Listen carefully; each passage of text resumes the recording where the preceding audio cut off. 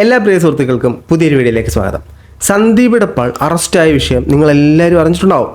കുറേ യൂട്യൂബേഴ്സ് അത് ഭയങ്കര ആഘോഷമാക്കി, കുറേ മഞ്ഞ പത്രങ്ങൾ അത് ആ കേസിനെ തന്നെ വഴിതിരിച്ച് അവർക്ക് വേണ്ട രീതിയിൽ ആ കേസിനെ അവതരിപ്പിച്ചു. ആ സാധനമൊക്കെ ഞാൻ കഴിഞ്ഞ ദിവസത്തെ വീഡിയോയിൽ അവതരിപ്പിച്ചിട്ടുണ്ടായിരുന്നു. മംഗലം TV അത് അവരങ്ങ് വാദിക്കുകയാണ്. രേണുവിൻ്റെ ക്യാൻസറിനെ അവഹേളിച്ചു, അതുകൊണ്ട് അറസ്റ്റ് ചെയ്തു. കേസ് എന്താണെന്ന് FIR വായിക്കാനുള്ള ബേസിക് ബോധം പോലും ഇല്ലാത്ത കുറച്ച് ചാനലുകൾ. അപ്പോൾ ആ ചാനലിനൊക്കെ ക്രെഡിബിലിറ്റി എന്താണെന്നുള്ളത് നമ്മൾ ആലോചിക്കേണ്ടിയിരിക്കുന്നു. ഏതായാലും സന്ദീപ് ഇടപ്പാൾ വീഡിയോയുമായി രംഗത്ത് വന്നിട്ടുണ്ട്. നമുക്ക് അദ്ദേഹത്തിൻ്റെ വീഡിയോ കണ്ടിട്ട് കുറച്ച് കാര്യങ്ങൾ നമുക്ക് പറയാനുണ്ട്. നമുക്ക് ആദ്യം സന്ദീപിൻ്റെ വീഡിയോ വെക്കാം. കഥ சொல்லட்டுமா? വീഡിയോ വൈകിയത് വേറെ ഒന്നും കൊണ്ടല്ല, പുതിയ ഫോൺ വാങ്ങണമല്ലോ. 2 ഫോണൊക്കെ വാങ്ങി, അതിൻ്റെതായ സാധനങ്ങളൊന്നും ഇല്ലടേ ഇതിൽ, അതൊക്കെ അതിൽ കയറ്റണ്ടേ, മെയിൽ ID യും കാര്യങ്ങളൊക്കെ. അതുകൊണ്ട് സമയം വൈകിയതാണ്, വേറെ ഒന്നും വിചാരിക്കരുത്. പിന്നെ ഇന്നലത്തെ ലൈവ് എൻ്റെ സുഹൃത്തിൻ്റെ ഫോണിൽ ജസ്റ്റ് ഒന്ന് ലോഗിൻ ചെയ്തിട്ട് അപ്പോൾ തന്നെ ഒരു വീഡിയോ ഇട്ട് തന്നുള്ളൂ. കാരണം ചില ആളുകൾ ഇല്ലാ കഥകൾ ഇങ്ങനെ വായിച്ചുകൊണ്ടിരിക്കുന്നു. കറക്റ്റ്, ചില ആളുകൾ ഇല്ലാ കഥകൾ വായിച്ചുകൊണ്ടിരിക്കുന്നു. അതായത് ബേസിക്കലി അവർക്കൊരു അജണ്ടയുണ്ട്. കുറച്ച് ആളുകൾക്ക് കുറച്ചൊരു അജണ്ടയുണ്ട്. അവർ നിഷ്പക്ഷമായിട്ടല്ല കാര്യങ്ങളെ അവതരിപ്പിക്കുന്നത്. എന്ത് വന്നാലും മുഖ്യമന്ത്രി രാജിവെക്കുക, ആ ഒരു സെറ്റപ്പിൽ അവതരിപ്പിക്കുന്ന കുറച്ചധികം യൂട്യൂബേഴ്സ് ഉണ്ട്. ഒരു മനുഷ്യനിൽ തെറ്റ് കണ്ടാൽ തെറ്റെന്ന് പറയുകയും അതേ മനുഷ്യനിൽ ശരി കണ്ടാൽ ശരിയെന്ന് പറയാനുള്ളൊരു, അതാണ് ശരിക്കും മര്യാദ എന്ന് പറയുന്നത്. അതിന് പകരം അയാളിൽ എന്ത് ശരി കണ്ടാലും യെസ് അത് ശരി, അയാളിൽ എന്ത് തെറ്റ് കണ്ടാലും അതും ശരി, ആ ഒരു സെറ്റപ്പിലാണ് ഒത്തിരി യൂട്യൂബേഴ്സ് ഈ കാര്യം അവതരിപ്പിച്ചുകൊണ്ടിരുന്നത്. ആദ്യം ഈ സന്ദീപ് ഇടപ്പാൾ അറസ്റ്റിലായപ്പോഴത്തേനും യെസ് ആ ഒരു സെറ്റപ്പിലായിരുന്നു. ആ സമയത്ത് ഇവർ അവതരിപ്പിച്ച ഒരു രീതി എന്ന് പറഞ്ഞാൽ രേണുവിനെ അപഹേളിച്ചു, അറസ്റ്റായി, ജാമ്യം കിട്ടത്തില്ല, കോടതിയിൽ പോയി കുമ്പിട്ട് ഓംബ്രാന്ന് പറഞ്ഞ് നിൽക്കണം, ആ ഒരു സെറ്റപ്പിലാണ് അവർ അവതരിപ്പിച്ചത്. അതിനുശേഷം പുള്ളിക്കാരൻ ഇറങ്ങിയപ്പോൾ അത് നമുക്കറിയാമല്ലോ അത് അങ്ങനെ പ്രശ്നമുള്ള കേസൊന്നുമില്ല, പുള്ളിക്കാരൻ പെടും, അത് നമുക്കറിയാമല്ലോ. ഇത് എന്തൊരു നിലപാടാണെന്ന് അറിയത്തില്ല. സന്ദീപ് ഇടപ്പാൾ ഇറങ്ങിയപ്പോൾ പഞ്ചാബി ഹൗസിൻ്റെ പത്ത് പറഞ്ഞാൽ പൊട്ടനും പോയി മണ്ടനും പോയി ബോട്ടും കിട്ടി ഹൈലസ ആ ഒരു സെറ്റപ്പിലാണ് പുള്ളിക്കാരൻ ഇറങ്ങിയത്. ആവശ്യത്തിലധികം ആൾക്കാർ ഈ വിഷയം അറിഞ്ഞു, ഈ വിഷയത്തിൻ്റെ യാഥാർത്ഥ്യം തിരക്കാൻ തുടങ്ങി. അതുപോലെ തന്നെ പുള്ളിക്കെതിരെ സംസാരിച്ചവന്മാരുടെ യൂട്യൂബ് ചാനലിലൂടെ അവതരിപ്പിച്ച വിഷയങ്ങൾ തെറ്റാണെന്ന് പല ആൾക്കാർക്ക് മനസ്സിലായി. ഇനി കഥ തുടരുമോ എന്നാണ് നമുക്കറിയേണ്ടത്. നമുക്ക് ബാക്കിയൊക്കെ വേറെ ഒത്തിരി കാര്യങ്ങൾ എനിക്ക് പറയാനുണ്ട് ഇതിനകത്ത്. മജിസ്ട്രേറ്റിന്റെ മുന്നിൽ പോയിട്ടാണ് ഇനി ജാമ്യം കിട്ടുക, ജയിലിൽ അടക്കപ്പെട്ടു, ഇതാണെന്നൊക്കെ പറഞ്ഞുകൊണ്ട് കുറേ സംഭവങ്ങളൊക്കെ നിങ്ങൾ കേട്ടിട്ടുണ്ടാവുമല്ലോ. എന്താണ് എനിക്കന്ന് സംഭവിച്ചതെന്ന് അറിയാൻ ഒരുപാട് ആളുകളിലേക്ക് കൗതുകമുണ്ട്. എന്തിനാണ് അറസ്റ്റ് ചെയ്തത് എന്നുള്ള കാര്യം നിങ്ങൾ കുറേ യൂട്യൂബർമാർ വീഡിയോ ചെയ്തിട്ട് കണ്ടിട്ടുണ്ടാവും എന്നുള്ളതാണ്. സപ്പോർട്ട് ചെയ്തുകൊണ്ടും അല്ലാതെയും ഒരുപാട് ആളുകൾ വീഡിയോ ചെയ്തിട്ടുണ്ട്. എല്ലാവർക്കും ഒരുപോലെ നന്ദി ഞാൻ പറയുകയാണ്. കാരണം അത്രമാത്രം എന്നെ അങ്ങ് ആകാശത്തേക്ക് പൊക്കി വെച്ചില്ലേ. അപ്പോൾ ഒരു കാര്യം സൂചിപ്പിക്കാതിരിക്കാൻ കഴിയില്ലല്ലോ, എൻ്റെ കഥ എൻ്റെ മാത്രം കഥ, എൻ്റെ സാങ്കല്പിക കഥ. നോട്ട് ദിസ് പോയിന്റ് ബ്രോണ്, എൻ്റെ സാങ്കല്പിക കഥ. സന്ദീപ് ഇടപ്പാളിൻ്റെ ഭാഗത്തു നിന്ന് 2 മിസ്റ്റേക്ക് എനിക്ക് തോന്നിയത്. ഒന്ന്, ആ പ്രസ്തുത വ്യക്തിയുടെ വോയിസ് അതേപോലെ എടുത്തിട്ടിരുന്നു. 2, ആ പ്രസ്തുത വ്യക്തിയുടെ ഐഡൻറ്റിറ്റി മനസ്സിലാകുന്ന തരത്തിലുള്ളൊരു ഫോട്ടോ തംബ്നെയിൽ ഇട്ടിരുന്നു. ഇപ്പം നമ്മൾ നോക്കുകയാണെങ്കിൽ ഒരുപാട് സിനിമകൾ നമ്മൾ കാണാറുണ്ട്. ആ സിനിമകളിലെല്ലാം ഈ കഥയും ഇതിലെ കഥാപാത്രങ്ങളും സാങ്കല്പികം മാത്രമാണ്, ജീവിച്ചിരിക്കുന്നവരായിട്ടോ മരിച്ചവരുമായിട്ടോ ഇതിന് യാതൊരു തരത്തിലുള്ള ബന്ധമില്ല, അങ്ങനെ ബന്ധം എന്തെങ്കിലും ഉണ്ടെങ്കിൽ അത് നിങ്ങൾക്ക് തോന്നുന്നതാണ്, നമ്മൾ കേട്ടൊരു ബന്ധമില്ല എന്നും പറഞ്ഞിട്ട് അവരൊരു മുൻകൂർ ജാമ്യം എടുക്കുന്നുണ്ട്. അതേപോലെ തന്നെ ഇദ്ദേഹം റെയർ റീൽസും ഒരു മുൻകൂർ ജാമ്യം എടുത്തിട്ടുണ്ടായിരുന്നു. അപ്പോൾ ആ വ്യക്തിയുടെ പേരോ ആ വ്യക്തിയുടെ നാളോ ആ വ്യക്തിയുടെ ഐഡൻറ്റിറ്റിയോ ഒന്നും ഇദ്ദേഹം വെളിപ്പെടുത്തിയിട്ടില്ല എന്നാണ് മനസ്സിലാക്കുന്നത്. അതേസമയം അപ്പുറത്തുനിന്നൊരു യൂട്യൂബർ ഇത് അയാൾ ഉദ്ദേശിച്ചാണ്, അയാളെ തന്നെ ഉദ്ദേശിച്ചാണ്, അയാൾ മാത്രം ഉദ്ദേശിച്ചാണെന്ന് പറഞ്ഞിട്ട് പുള്ളിയല്ലേ പിടിച്ചു വലിച്ച് അതിനകത്തോട്ട് ഇട്ടത്.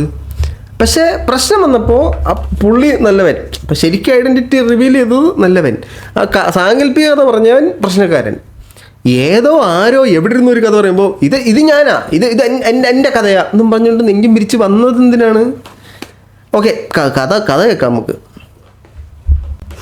കേസ് കള്ളക്കേസാണ്, ബാക്കിയൊന്നും എനിക്ക് പറയാൻ കഴിയില്ല, അതുകൊണ്ടാണ് കള്ളക്കേസാണ്, ബാക്കിയൊക്കെ കോടതിയിലാണ്. കേസ് കള്ളക്കേസ് എന്ന് പറയുമ്പോൾ സന്ദീപ് ഇടപ്പാൾ പറയുന്ന കഥ ശരിയാണെന്നല്ലേ അതിൻ്റെ ഒരു അർത്ഥം വരുന്നത്? ആ കേസ് കള്ളക്കേസാ, ഇല്ല പുള്ളിനെ അപമാനിച്ചു എന്ന് പറഞ്ഞിട്ടുള്ള കേസാണ്. അത് കള്ളത്തരമെന്ന് പറയുമ്പോൾ ഇപ്പുറത്തൊരു സത്യം ഉണ്ടല്ലോ അല്ലേ? അപ്പം അതൊക്കെ റിയലായിരുന്നു. ഇത് സാങ്കല്പികമാണെന്നാണ് പറയുന്നത്, ശരിക്കും അങ്ങനെ ആളില്ലല്ലോ, അതാ പ്രശ്നം. ഫോൺ പിടിച്ചെടുത്തു, ലാപ്ടോപ്പ് പിടിച്ചെടുത്തു, ലാപ്ടോപ്പ് ഞാൻ ഉപയോഗിക്കുന്നതെല്ലാം എന്ന് അവരോട് ഒരുപാട് പറയുന്നുണ്ട്. വീട്ടിൽ വന്ന് അവർ പോകുന്ന ആ സമയം വരെയുള്ള വീഡിയോസൊക്കെ നമ്മുടെ കയ്യിലുണ്ട്. വളരെ മാന്യമായ രീതിയിലാണ് പോലീസുകാർ നമ്മോട് പെരുമാറിയത്. ഒരു തരത്തിലുള്ള കുഴപ്പങ്ങളും നമ്മളോട് ഉണ്ടായിട്ടില്ല എന്നുള്ളതാണ്. പോകുന്ന സമയത്തല്ല സുഭിക്ഷമായ ഭക്ഷണവും കഴിച്ച് അടിപൊളിയായിട്ട് കാറിൽ അങ്ങ് ഇരുന്ന് പോയി. ഒരുപാട് ആളുകൾ ഇങ്ങനെ കോൾ ചെയ്തുകൊണ്ടേ ഇരുന്നിരുന്നു. അവരെ ഫോൺ എടുക്കാൻ കഴിയില്ല, ഫോൺ അവരുടെ കയ്യിലാണ്. എന്നാലും വീട്ടിലുള്ള ആളുകളുടെ ഫോണൊക്കെ, അളിയനാണെങ്കിലും അല്ലെങ്കിൽ അമ്മ, ചേച്ചി, അങ്ങനെയുള്ള ആളുകളുടെ ഫോൺ മാത്രം എടുക്കാൻ സമ്മതിച്ചിരുന്നുള്ളൂ. ബ്രദേഴ്സിൻ്റെ ഒക്കെ പുറത്തുനിന്നുള്ള നമ്മളെ ലോയേഴ്സും അങ്ങനെയുള്ള ആളുകളുടെ നമ്പർ എടുക്കാൻ പറ്റിയില്ല. ഒരുപാട് യൂട്യൂബർമാർ ഇത് അറിഞ്ഞ് വിളിച്ചുകൊണ്ടിരുന്നു, ആരെയും എടുക്കാൻ കഴിഞ്ഞില്ല. അപ്പോൾ നമുക്ക് ഒന്നിന്നാണ് തുടങ്ങാം. അസുഖമുള്ള അവരെയാണ് ഞാൻ അതും പറഞ്ഞതെന്നൊക്കെ പറഞ്ഞുകൊണ്ടാണ് ആളുകൾ പലതും പറഞ്ഞത്. പക്ഷേ ഈ അസുഖമുള്ള ആൾക്ക് വേണ്ടിയിട്ട് ഞാൻ പ്രാർത്ഥിച്ച് അമ്പലത്തിൽ നിന്ന് വരുന്ന ഒരു വീഡിയോ ഇൻസ്റ്റാഗ്രാമിൽ കിടക്കുന്നുണ്ട്, എൻ്റെ യൂട്യൂബിൽ കിടക്കുന്നുണ്ട്. നിരന്തരമായി അവരുടെ അസുഖം മാറണമെന്ന് ഞാൻ മുട്ടിപ്പായി പ്രാർത്ഥിക്കുന്നു എന്നൊക്കെ ഞാൻ ഇടക്കിടക്ക് പറയുന്നു. ഇന്നും ഞാൻ ആ പ്രാർത്ഥനയിൽ മുഴുകുന്നു. ഇതിനകത്ത് ഈ സന്ദീപ് ഇടപ്പൾ അഥവാ റെയർ റീൽസ് എന്ന് പറയുന്ന ചാനൽ വളരെ സഭ്യതയോടെ അനാവശ്യമായിട്ടുള്ള ഭാഷകളൊന്നും ഉപയോഗിക്കാതെ, ചീത്ത വിളിക്കാതെ നല്ല രീതിയിൽ വീഡിയോ അവതരിപ്പിക്കുന്ന വളരെ ചുരുക്കം യൂട്യൂബേഴ്സിൽ ഒരാളാണ് റെയർ റീൽസ് സന്ദീപ് ഇടപ്പൾ. അദ്ദേഹത്തിൻ്റെ പേരിലാണ് ഇങ്ങനെ കേസ് കൊടുത്തത്. ഇനി അദ്ദേഹം ഈ ഒരു അസുഖത്തിന് എവിടെയാണ് ഈ പറയുന്ന അവഹേളിച്ചതെന്ന് എനിക്കറിയില്ല. പുള്ളിയുടെ ഞാൻ കണ്ട വീഡിയോ, ഇനി അങ്ങനെ ഒരു വീഡിയോ എനിക്ക് ഉണ്ടോ എന്നറിയില്ല, ഉണ്ടെങ്കിൽ നിങ്ങൾ കമൻറ്റ് ചെയ്യൂ. ഞാൻ കണ്ടൊരു വീഡിയോ എന്ന് പറഞ്ഞാൽ ഇത് ഇന്നതാണ് ഈ അസുഖം, ഇതിന് ഇന്ന മെഡിസിൻസ് ഉണ്ട്, ഈ മെഡിസിൻസ് ഗവൺമെൻറ് ഇന്ന പ്ലാനുകൾ ഉപയോഗിച്ച് ഇങ്ങനെ കിട്ടും, അപ്പോൾ ഇതിന് വില കുറയും, ഇങ്ങനെ നമ്മൾക്കിതിനെ ലോ കോസ്റ്റിൽ പിടിച്ചെടുക്കാം, ഈ മരുന്ന് നമുക്ക് ലഭ്യമാകും എന്നൊക്കെയാണ് പുള്ളിയുടെ വീഡിയോ എന്നാണ് ഞാൻ മനസ്സിലാക്കുന്നത്. പിന്നെ ഈ ചില 1-2 യൂട്യൂബർമാർ വ്യക്തികൾ വന്നിരുന്ന് അവതരിപ്പിക്കുന്നുണ്ട് ആ പുള്ളിക്കാരുടെ ക്യാൻസറിനെ അവഹേളിച്ചതിനാണ് അത് നമുക്ക് മനസ്സിലാവും. അങ്ങനെ പറയുന്നവർക്ക് തലച്ചോറില്ല, അല്ലെങ്കിൽ അവർക്ക് അങ്ങനെയാണ്, അവർക്ക് ഇഷ്ടം കേൾക്കാൻ ആഗ്രഹം, അതുകൊണ്ട് അങ്ങനെ പബ്ലിഷ് ചെയ്തു നമ്മൾ മനസ്സിലാക്കുന്നു. അല്ലെങ്കിൽ അതിൻ്റെ താഴെ വന്നിട്ട് യെസ് അവൻ അങ്ങനെ തന്നെ വേണം എന്ന് പറയുന്ന ആൾക്കാർ മനസ്സിലാക്കുക. അവൻ അങ്ങനെ തന്നെ വേണം എന്ന് നിങ്ങൾ പറയുന്നുണ്ടെങ്കിൽ നിങ്ങളുടെ ഒപ്പീനിയൻ ആയിരിക്കും. പക്ഷേ അത് ഇന്ന കാരണം കൊണ്ടാണ്, അല്ലെങ്കിൽ ഇന്ന ആളെ ഇൻസൾട്ട് ചെയ്തത്, ആ ആൾക്ക് ഈ കേസുമായിട്ട് യാതൊരു ബന്ധവുമില്ല ഇപ്പോൾ ഈ അറസ്റ്റായ കേസുമായിട്ട്. പക്ഷേ ഇവർക്ക് പറഞ്ഞ് സ്ഥാപിക്കണം, ആ ആളെ പറഞ്ഞു അതുകൊണ്ട് പ്രശ്നമായി, ഞങ്ങൾ സപ്പോർട്ട് ചെയ്യുന്നു, യെസ് ഞങ്ങളാണ് സൂപ്പർ. അതേ അല്ല കേസ്. ഇവർ പോട്ട് ചില മുൻനിര ചാനലുകൾ, അതായത് വാർത്താ ചാനലുകളെന്ന് പറയുന്ന ആൾക്കാർ പോലും ആ FIR എന്നെടുത്തൊന്ന് വായിച്ചു നോക്കിയാൽ മനസ്സിലാവുമല്ലോ മുത്ത ഇതിനകത്ത് എന്തോ എഴുതി ചാമ്പി വെച്ചേക്കുന്നതെന്ന്. ശരി, ബാക്കി കേൾക്കാം. അവരുടെ അജണ്ട നടക്കട്ടെ. അത്രയേ ഉള്ളൂ. അതിനർത്ഥം നിങ്ങളുടെ ഹീറോ പേടിച്ചു പോയി എന്നുള്ളതാണോ? അല്ല, ഒരു ഭയപ്പാടും എനിക്കില്ല. എൻ്റെ വീഡിയോ നിങ്ങൾ കണ്ടിട്ടുണ്ടോ? പിന്നെ ഒരു പ്രസ്തുത വ്യക്തി എൻ്റെ അടുത്ത് വന്ന് എന്തോ ചോദിക്കുന്നുണ്ടായിരുന്നല്ലോ, അതെന്താണെന്ന് പറയണേ സന്ദീപ് എന്ന് കമൻറ്റ് കുറേ കണ്ടു. ഇത്രയേ ഉള്ളൂ. പുറത്തേക്ക് പറയാൻ കഴിയാൻ പറ്റാത്ത രീതിയിലുള്ള ഒരു വേർഡ് ആൾ എൻ്റെ മുഖത്ത് നോക്കി പറഞ്ഞിട്ടുണ്ട്. മായാണോ തായാണോ പൂവാണോ, അങ്ങനെ ഒരു ക്ലൂ എങ്കിലും തരാൻ പറ്റുമോ? കൗതുകം ലേശം കൂടുതലാണ്, അതുകൊണ്ടാണ്.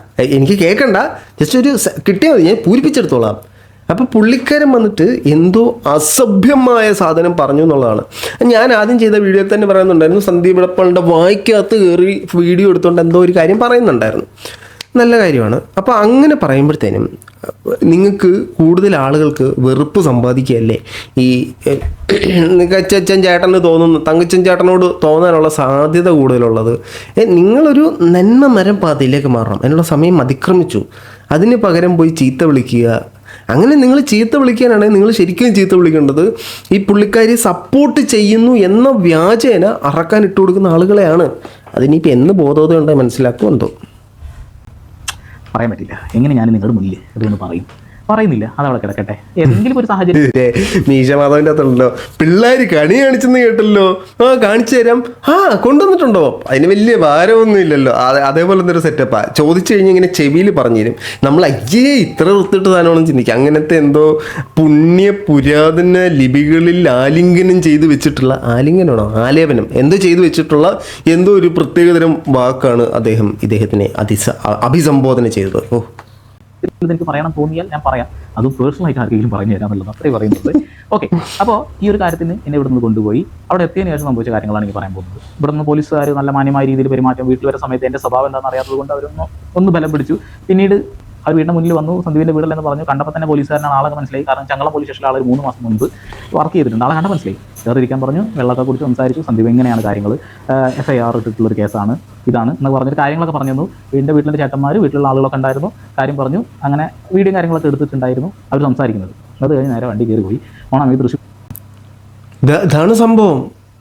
ഇങ്ങനെ അങ്ങ് പുള്ളിക്കാരനെ കാര്യം പറഞ്ഞ് മനസ്സിലാക്കി വിളിച്ചോണ്ട് പോകുന്ന വഴിക്ക് പലയിടത്തായിട്ട് ആഹാരം മേടിച്ചു കൊടുത്തു. ഇതിനകത്ത് പല ഇടങ്ങളിലായിട്ട് ഇദ്ദേഹം പറയുന്നുണ്ട്, പോലീസുകാർ ഇടപെടൽ വളരെ മാന്യമുള്ള മര്യാദയ്ക്കുള്ള പെരുമാറ്റമായിരുന്നു എന്ന് പറയുന്നു. അത് തന്നെ വളരെ നല്ല കാര്യം. ഓഫീസിൽ നിന്ന് ഇവരെ വിളിച്ചറിയിക്കുന്നുണ്ട്, ഒരു പടക്കമുള്ള മീഡിയാസ് വന്ന് നിൽക്കുന്നുണ്ട് കേട്ടോ എന്നുള്ളത്. അവിടെ ചെല്ലുമ്പോൾ ഒരുപാട് മൊബൈൽ ഫോൺ പിടിച്ച് കുറേ എണ്ണം. നമുക്ക് ഇങ്ങനെ ഫേമസ് ആകാൻ കിട്ടുന്ന ഒരു അവസരമില്ല. നല്ല അടിപൊളിയായിട്ട് തന്നെ നമ്മളോട് കയറി ചെന്നു. അതിൻ്റെ ഇടയിലാണ് ആ ചെങ്ങായി എന്തോ ചോദിച്ചത്. എന്തോ എന്നുള്ളത് പിന്നെ പറഞ്ഞുതരാം. ആ ചെങ്ങായി ചോദിക്കുന്ന വീഡിയോയിൽ ഇത് കിട്ടിയില്ല, അതിന് പകരം മറ്റേ മാസ് ബീജി വിട്ടിട്ടൊരു സാധനം പുറത്തു വന്നത്. ചെങ്ങായി പറയുന്നത് കൂടെ കിട്ടിയിരുന്നെങ്കിൽ ഇതൊരു പെവറായനെ. പക്ഷേ എനിക്ക് വളരെ നല്ലതായിട്ട് തോന്നിയൊരു കാര്യം, ആ ചങ്ങാതി വന്നിട്ട് വായി കൊള്ളാത്തല്ല, വായ കൊണ്ട് പറയാൻ പറ്റാ, വാകൊണ്ടല്ല അങ്ങനെ പറയുന്നത്, ശരി മനുഷ്യന് പറയാൻ പറ്റാത്ത, മനുഷ്യനല്ല ആരാ പറയുന്നത്, ശരി പറയാൻ പാടില്ലാത്തൊരു വൃത്തികേട് പറഞ്ഞു.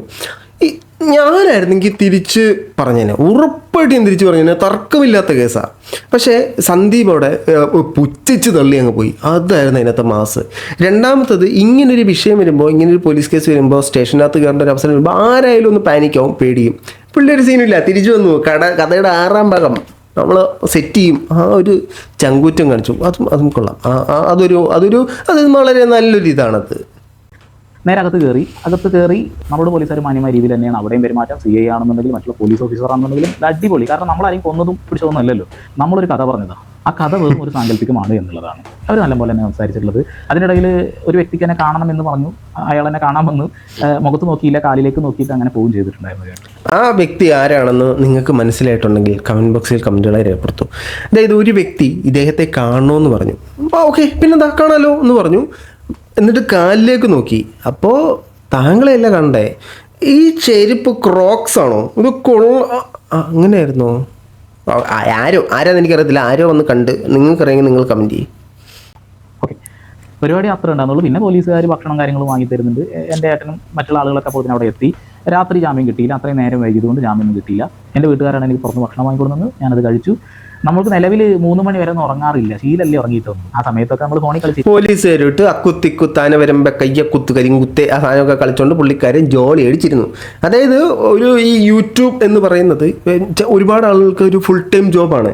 അതിൽ നിന്നും ലീവ് കിട്ടിയ ഒരു ദിനം അത്രേ ഉള്ളൂ. ഓക്കെ, സത്യമുണ്ടെന്ന് വിശ്വസിക്കുന്ന ആളുകളാണ്. സത്യമല്ലാതെ മറ്റു കാര്യങ്ങൾ ഞാൻ പറയാറില്ല. ഇപ്പം എൻ്റെ കയ്യിലുള്ള ഡിവൈസ്, പഴയ ഡിവൈസും കാര്യങ്ങളൊക്കെ പോലീസുകാരുടെ കയ്യിലുണ്ട്. അപ്പോൾ അതിൽ നിന്ന് തന്നെ അവർക്ക് ഞാൻ എപ്പോഴും പറയാനുള്ള ഡാറ്റയും കാര്യങ്ങളൊക്കെ ഉണ്ട് എന്നുള്ളത് അത് അവർക്ക് കിട്ടും, അവർക്ക് ബോധ്യമാവും എന്താണ് സംഭവങ്ങൾ എന്നുള്ളതൊക്കെ. അതൊക്കെ ഞാൻ ഇനിയൊരു കാര്യം ചോദിച്ചോട്ടെ.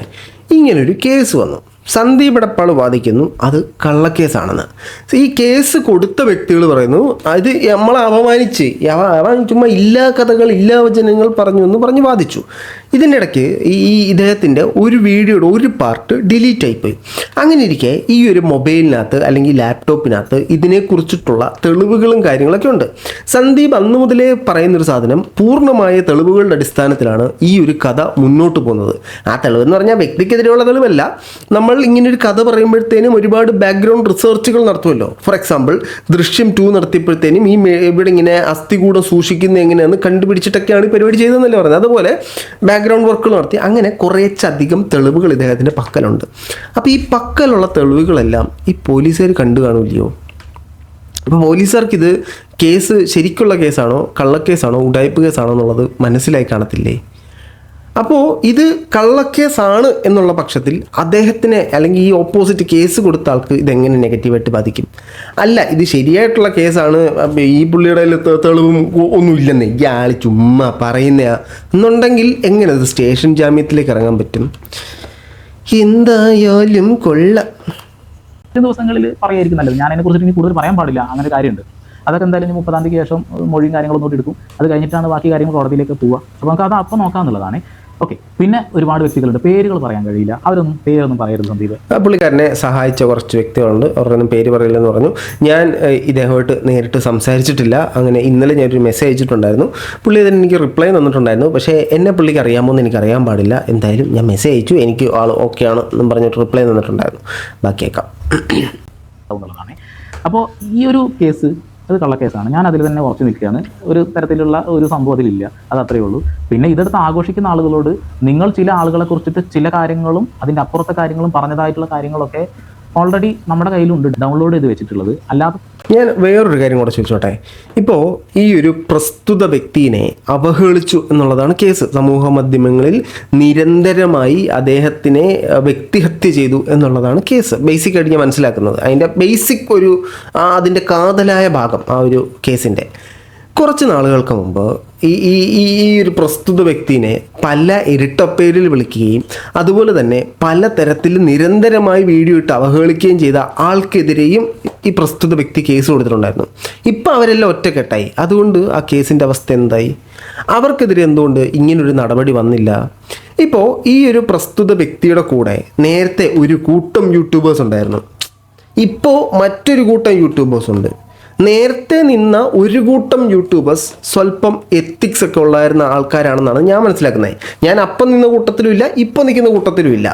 അപ്പോൾ അന്നത്തെ വ്യക്തികൾ കൂടെ നിന്നപ്പോൾ ഇദ്ദേഹത്തിന് കൊടുത്ത ഉപദേശങ്ങൾ അല്ലെങ്കിൽ ഇദ്ദേഹത്തിനോട് അവരുടെ അങ്ങോട്ടും ഇങ്ങോട്ടും നടത്തുന്ന ആശയവിനിമയത്തിലൂടെ ഒരു മനുഷ്യനെ പോലും അവർ ദ്രോഹിച്ചിട്ടില്ല, ഒരു മനുഷ്യന് പോലും കേസ് വന്നിട്ടില്ല, ഒരു പ്രശ്നവും സംഭവിച്ചിട്ടില്ല.